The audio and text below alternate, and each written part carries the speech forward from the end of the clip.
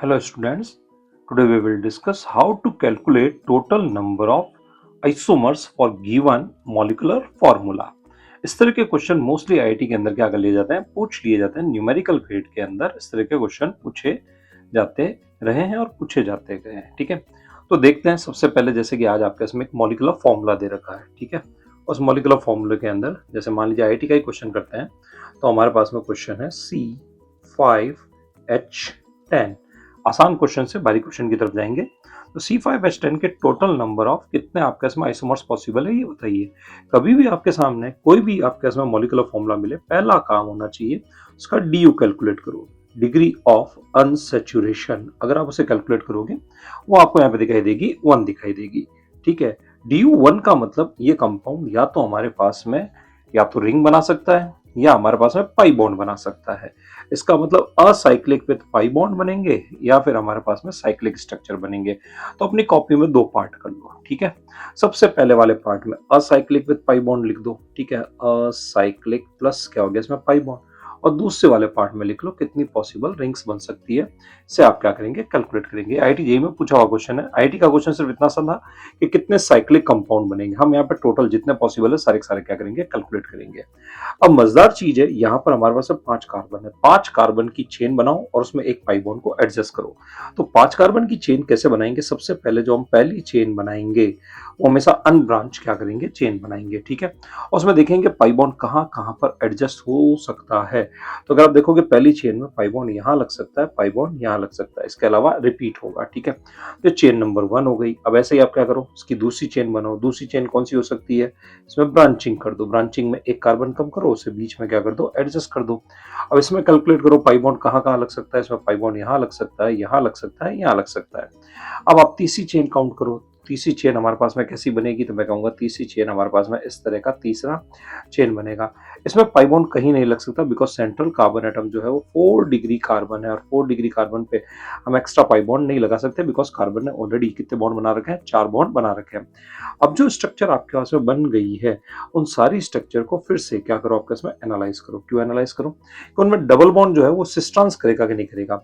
जो हमने first position पे डबल बॉन्ड लगाया है, तो ये पोजीशन हमारे पास में इस जगह पे डबल बॉन्ड होगा, क्या ये ज्योमेट्रिकल आइसोमर्स में शो करेगा, नहीं करेगा। ठीक है, फिर हमने जो सेकंड पोजीशन पे डबल बॉन्ड लगाया है, क्या ये ज्योमेट्रिकल आइसोमर्स में करेगा, बिल्कुल साहब, ये सिस और ट्रांस 2 आइसोमर बनाएगा। इसका मतलब हो गया कि यहाँ हमारे पास में एक आइसोमर मिलेगा और इस जगह पे हमें क्या मिलेंगे, 2 आइसोमर देखने को मिलेंगे। यानी पहली चेन में डबल बॉन्ड जो 2 डिफरेंट जगहों पे लगाया गया है, वो टोटल 3 तरह के क्या करेगा आपका इसमें structure as well as isomers, stereo isomers क्या करेगा, बनाएगा। अब जो दूसरी चेन है उसमें ये जो फर्स्ट पोजीशन है, यहाँ पे जब आपने क्या कर दिया, आपके इसमें डबल बॉन्ड लगाया, तो वो डबल बॉन्ड क्या ज्योमेट्रिकल करेगा, मैं कहूंगा नहीं करेगा। सेकंड पोजीशन पर डबल बॉन्ड लगाया, क्या ये ज्योमेट्रिकल करेगा, मैं कहूंगा ये भी नहीं करेगा। थर्ड पोजीशन पर डबल बॉन्ड लगाया, क्या ये ज्योमेट्रिकल करेगा, ये भी ज्योमेट्रिकल आइसोमर्स में नहीं करेगा। एक सिस्टमेटिक अप्रोच हमारे पास में इस तरह से जाती है कि कार्बन की चेन बनाओ, तो डबल बॉन्ड लगाओ और डबल बॉन्ड को चेक करो कि क्या वो जीआई कर रहे हैं या नहीं कर रहे हैं। तो यहाँ पे तीनों के तीनों जो स्ट्रक्चर है उनमें डबल बॉन्ड जीआई नहीं कर रहा है, तो यहाँ पे एक स्ट्रक्चर, यहाँ पे एक स्ट्रक्चर, यहाँ पे एक स्ट्रक्चर बनेगा। तो अगर आप टोटल काउंटिंग करोगे तो ऊपर 3 और नीचे 3, टोटल 6 तरह के हमारे पास में टोटल क्या बनेंगे आपके इसमें, आइसोमर्स बनेंगे। ठीक है, स्ट्रक्चर तो 5 ही बनी है, लेकिन उसमें से एक स्ट्रक्चर क्या कर रहा है, ज्योमेट्रिकल आइसोमर्स जो शो कर रहा है, वो स्ट्रक्चर ये वाला स्ट्रक्चर है। टोटल हमारे पास में असाइक्लिक जो आइसोमर्स बनेंगे इस मॉलिक्यूलर फॉर्मूले के C5H10 के, वो कितने हो जाएंगे आपके इसमें, 6 हमारे पास में आइसोमर हो जाएंगे। अब बात आती है साइक्लिक स्ट्रक्चर की। साइक्लिक स्ट्रक्चर कैसे बनाई जाए, तो साइक्लिक स्ट्रक्चर बनाने के लिए सबसे पहले 5 कार्बन है, तो 5 कार्बन की सबसे बड़ी रिंग कितने की बन सकती है, तो 5 की ही बन सकती है। तो इसे आप 5 की रिंग बना दीजिए, तो आपके सब 5 की रिंग हो गई। अब इसमें से एक कार्बन क्या कर दीजिए, कम कर दीजिए, उसे बची हुई चेन पे एडजस्ट कर दीजिए, तो वो ये स्ट्रक्चर हो सकती है। अब एक कार्बन और कम कर दीजिए, 2 कार्बन बच गए। उन 2 कार्बन को सबसे पहले अनब्रांच इथाइल के रूप में क्या कर दीजिए, एडजस्ट कर दीजिए। कर दिया एडजस्ट। अब एक काम कीजिए, यहां से एक कार्बन कम कीजिए। ठीक है, और उस एक कार्बन को बची हुई स्ट्रक्चर में क्या कर दीजिए, एडजस्ट कर दीजिए। तो बची हुई स्ट्रक्चर में ये 1 और ये 2, केवल 2 ही जगहों पर वो स्ट्रक्चर, वो कार्बन एडजस्ट हो सकता है। ठीक है, तो हमारे पास अगर हम स्ट्रक्चर गिनेंगे तो ये स्ट्रक्चर टोटल कितने तरह की स्ट्रक्चर हो गई, 5 तरह की स्ट्रक्चर बन गई। अब यहाँ पर आपको क्या ढूंढना है, कायरल सेंटर ढूंढना है। फर्स्ट स्ट्रक्चर में कोई कायरल सेंटर नहीं है, वो केवल एक ही क्या करेगा इसमें स्ट्रक्चर बनाएगा। सेकंड में कोई कायरल सेंटर नहीं, बिकॉज ये वाली वैलेंसी और ये वाली वैलेंसी सेम है, ये भी एक ही स्ट्रक्चर बनाएगा। थर्ड वाले में भी कोई कायरल सेंटर नहीं है, एक स्ट्रक्चर बनाएगा। फोर्थ वाले में भी कोई कायरल सेंटर नहीं है, एक स्ट्रक्चर बनाएगा। लेकिन जो लास्ट स्ट्रक्चर है उसमें अगर आप काउंटिंग करेंगे तो आपको दो क्या दिखाई देंगे, कायरल सेंटर दिखाई देंगे। लेकिन दो कायरल सेंटर हैं और मॉलिक्यूल की नंबरिंग हम इधर से भी कर सकते हैं और इधर से भी कर सकते हैं। हम सब जानते हैं कि एक कायरल सेंटर के अक्रॉस R और S स्टीरियोआइसोमर बनते हैं, एक और कायरल सेंटर के अक्रॉस R और S स्टीरियोआइसोमर बनते हैं। तो टोटल कॉम्बिनेशन कितने पॉसिबल होंगे? मैं कहूंगा 3 कॉम्बिनेशन। कौन कौन से? RR, SS और RS। आप बोलोगे RS और SR, मैं कहूंगा एक ही बात हो जाएगा, क्योंकि नंबरिंग हम इधर से भी कर सकते हैं और इधर से भी कर सकते हैं। टोटल हमारे पास में 3 कॉम्बिनेशन यहाँ पे ऑब्टेन होंगे।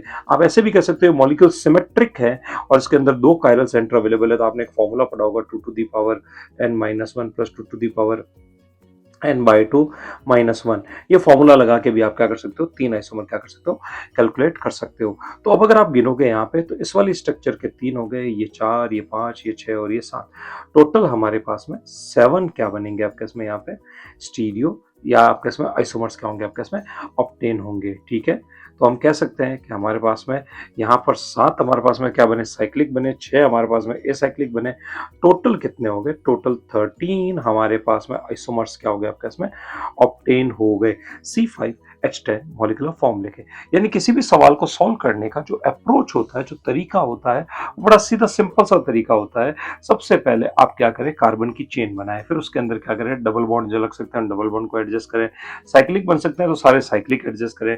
डबल बॉन्ड जीआई कर रहा है कि नहीं कर रहा है वो चेक करें। कितने कायरल सेंटर बने हैं, कायरल सेंटर के सिमेट्रिक है या अनसिमेट्रिक है, वो देख के आप एप्रोप्रिएट फॉर्मूला लगा के और क्या कर सकते हैं, आंसर दे सकते हैं। अब कुछ इसी तरह का क्वेश्चन जो है 2018 जेईई एडवांस के अंदर, हम कहते हैं आईआईटी में क्वेश्चन रिपीट नहीं होते, मैं कहूँगा बिल्कुल रिपीट होते हैं। ठीक है, यही क्वेश्चन, ये जो साइक्लिक वाला पार्ट है, ये आईआईटी जेईई एडवांस में पहले पूछा गया। ठीक है, उसके बाद में बिल्कुल ऐसा ही एक क्वेश्चन जेईई एडवांस के अंदर दोबारा क्या किया गया, इसमें पूछा गया। आपको अगर दोबारा कैसे पूछा गया ये भी बताइए। तो चलिए देखते हैं जो नेक्स्ट क्वेश्चन था वो कैसा क्वेश्चन था। तो ये क्वेश्चन कुछ इस तरह का था। हमारे पास में एक मिनट बना लेते हैं। आईआईटी का क्वेश्चन था, बड़ा सीधा सिंपल सा। ये था C4H8O के आपको क्या बनाना है, साइक्लिक ईथर प्रोडक्ट बनाने हैं। ठीक है, तो ये हमारे पास 2018 जेईई एडवांस के अंदर ये क्वेश्चन पूछा गया और उसके बाद में लास्ट ईयर नीट के अंदर, जो कि 2025 नीट था, उसके अंदर ये क्वेश्चन पूछ लिया गया। यानी आईआईटी एडवांस के क्वेश्चन जो है वो आजकल नीट में भी क्या किए गए, जाने लगे हैं, पूछे जाने लगे हैं। ठीक है, तो एक बेहतरीन सवाल था। ठीक है, और इस क्वेश्चन को जब पहली बार पूछा गया था, जो AIR 7th रैंक था उसने भी इस क्वेश्चन को क्या किया था, गलत किया था। ठीक है, जल्दबाजी के अंदर। तो ये क्वेश्चन बेहतरीन सवाल है। देखो इस तरह के क्वेश्चन जो है वो कहाँ पूछे जाने लगे हैं, इस तरह के क्वेश्चन हमारे पास में नीट में पूछे जाने लगे हैं। तो आईआईटी के अंदर तो और बेहतरीन सवाल जो है कि नहीं पूछे जाएंगे। तो हम यहाँ पे एक क्वेश्चन देखते हैं। मैं तो कहूँगा ये देखो तो रिपीटेड क्वेश्चन है, कुछ भी नहीं है। C4H8O, सबसे पहला काम इसका क्या कैलकुलेट कर ले, इसका DU कैलकुलेट कर ले। तो जो DU होगा उसका DU कितना निकल के आएगा आपका, इसमें 1 DU आएगा। ठीक है, साइक्लिक ईथर बनाना है तो साइक्लिक चेन बनाने के लिए हमें DU तो चाहिएगा। ठीक है, तो अब हमें साइक्लिक ईथर बनाना है। साइक्लिक ईथर का मतलब क्या होता है? पहली चीज, साइक्लिक ईथर का मतलब होता है oxygen is part of ring. ये होना बहुत ज्यादा क्या इसमें जरूरी है। तो अगर यहाँ पे चेक किया जाए तो हमारे पास में अगर देखा जाए तो एक ऑक्सीजन को लेते हुए 4 कार्बन को मिला के सबसे बड़ी रिंग कितने की बना सकते हैं, हम 5 की बना सकते हैं। तो देखो oxygen is part of ring हो गया, 4 कार्बन भी उसका पार्ट हो गए, सबसे बड़ी रिंग 5 की बन गई। जैसे आपने ऊपर यहाँ पे बनाई थी ना, 5 की रिंग बनाई, फिर 4 की बनाई, फिर 3 की बनाई, वैसे ही अब यहाँ पे करना है आपको। सबसे बड़ी रिंग कितने की बन सकती है, 5 की रिंग बन सकती है। वो आपने 5 की रिंग क्या कर दी, यहाँ पे बना दी। अब आप क्या करोगे, अब आप यहाँ पे एक कार्बन कम कीजिए।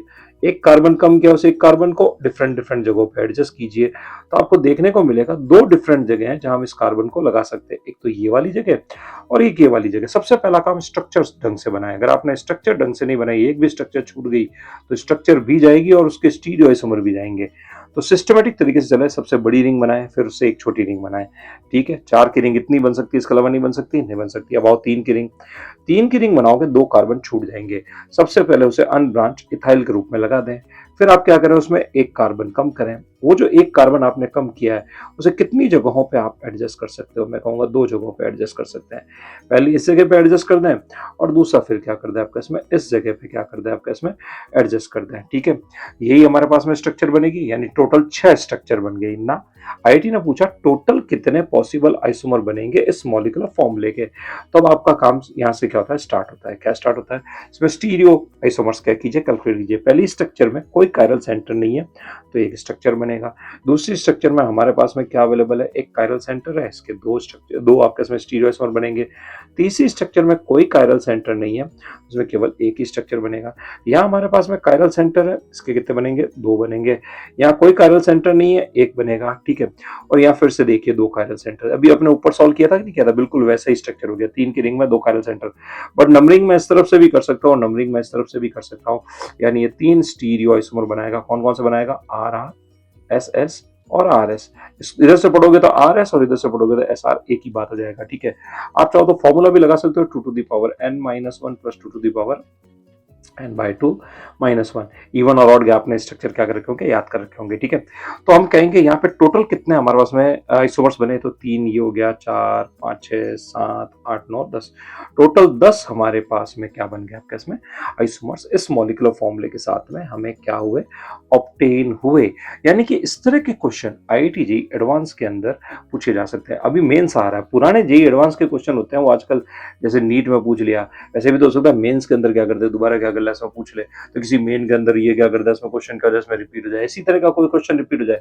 तो मैं तो कहूंगा आईआईटी ने पहले ये क्वेश्चन पूछा, उसके बाद में ये क्वेश्चन पूछा, दोनों ही क्वेश्चन क्या आपका इसमें अगर देखा जाए, किसी ने अगर पुराने प्रीवियस ईयर के अगर क्वेश्चन किए होते, उसने ये क्वेश्चन किया होता, उसने इधर ये साइक्लिक स्ट्रक्चर बनाई होती, ठीक है, और ये स्ट्रक्चर बनाई होती, तो उसको ये वाला क्वेश्चन बड़े आराम से क्या कर लेता, वो क्या कर लेता, इसमें सॉल्व कर लेता, ठीक है।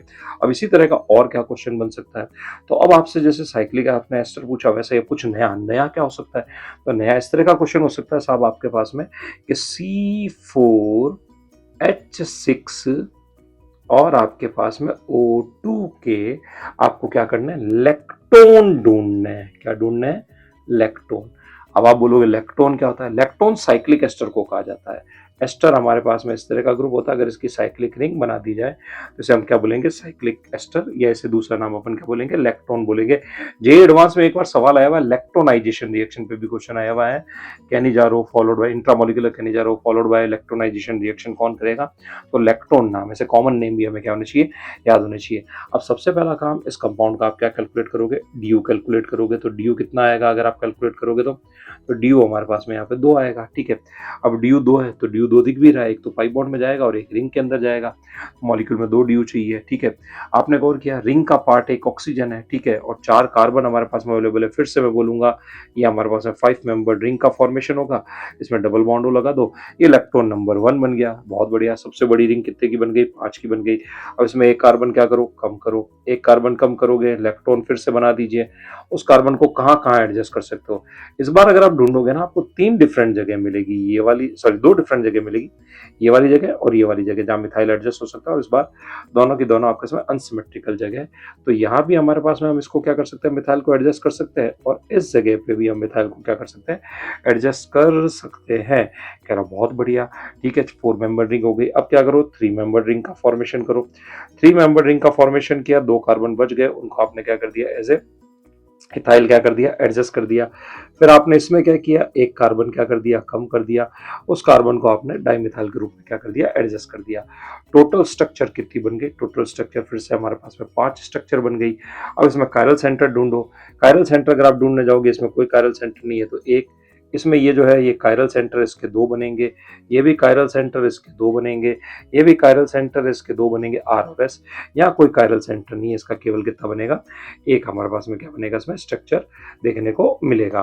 तो अब अगर आप काउंटिंग करोगे तो हमारे पास में टोटल 6 और 2 8, 8 हमारे पास में टोटल क्या बनेंगे, लैक्टोन प्रोडक्ट बनेंगे, जिसमें स्टीरियो वगैरह सब कुछ क्या हो जाएंगे आपके इसमें काउंट हो जाएंगे। तो इस तरह से अगर आप क्या करोगे, एक सिस्टमेटिक अप्रोच रखते हुए अगर आप क्या करोगे सवाल सॉल्व करने का, अगर आप क्या करोगे इसमें अप्लाई करोगे, कंसेप्ट अप्लाई करोगे, तो आपके सारे सवाल क्या होंगे, सही होंगे।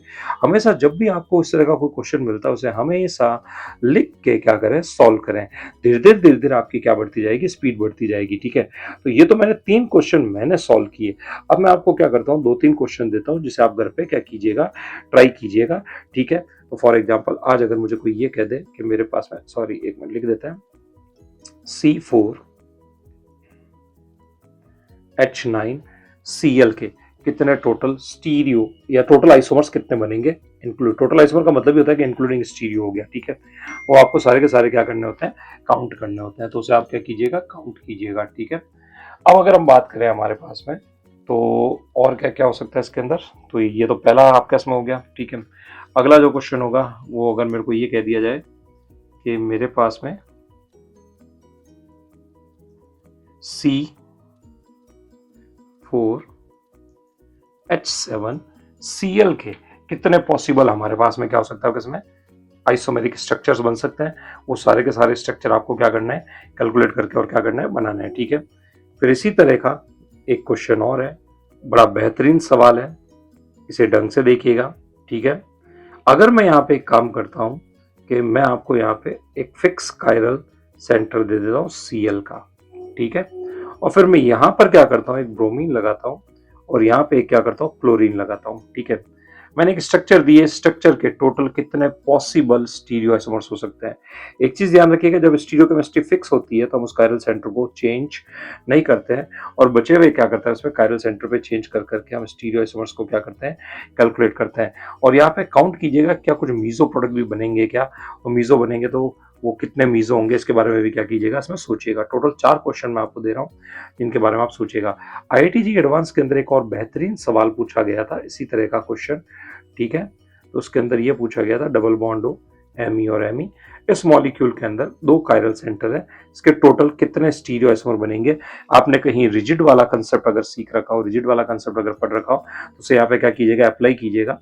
ये क्वेश्चन तो IIT पूछ चुका है। ठीक है, और ये क्वेश्चन जो है अभी तक IIT ने नहीं पूछा है। ठीक है, MIT की वेबसाइट का ये क्वेश्चन है। ठीक है, इसे एडमेंटेन बोलते हैं, चेयर बनाओ, उससे एक कार्बन को ऊपर की तरफ ले जाके इस तरह की स्ट्रक्चर आप बना दो, इसे एडमेंटेन कहा जाता है। ठीक है, यहाँ मैंने Cl लगा दिया, इधर मैंने Br लगा दिया, इधर मैंने I लगा दिया, इधर मैंने F लगा दिया। इस कंपाउंड के टोटल कितने पॉसिबल स्टीरियो आइसोमर्स होंगे उसे काउंट कीजिएगा, और उसके बाद में एक बेहतरीन सवाल, ठीक है, इस कंपाउंड के कितने पॉसिबल स्टीरियो आइसोमर्स बनेंगे ये काउंट कीजिएगा। तो मैं आपके सामने टोटल 6 स्ट्रक्चर दे रहा हूँ, मॉलिक्यूलर फॉर्मूला दे रहा हूँ कि स्टीरियो आइसोमर्स क्या कीजिएगा, काउंट कीजिएगा, थोड़ा दिमाग लगाइएगा। इसे हम क्या करेंगे, नेक्स्ट क्लास बोल दीजिए या नेक्स्ट लेक्चर बोल दीजिए, उसमें हम क्या करेंगे, इनको डिस्कस करेंगे। तो जैसा कि एक बच्चे ने डिमांड की थी कि थोड़ा फास्ट रिवीजन करवा के स्टीरियो आइसोमर्स का रिवीजन करवा दीजिए, उसमें ये मैं पहला लेक्चर दे रहा हूँ। उसके बाद में ऐसे मैं लेक्चर आपको इसमें देता रहूंगा जिन्हें आप क्या करते रहे, देखते रहे। That's okay.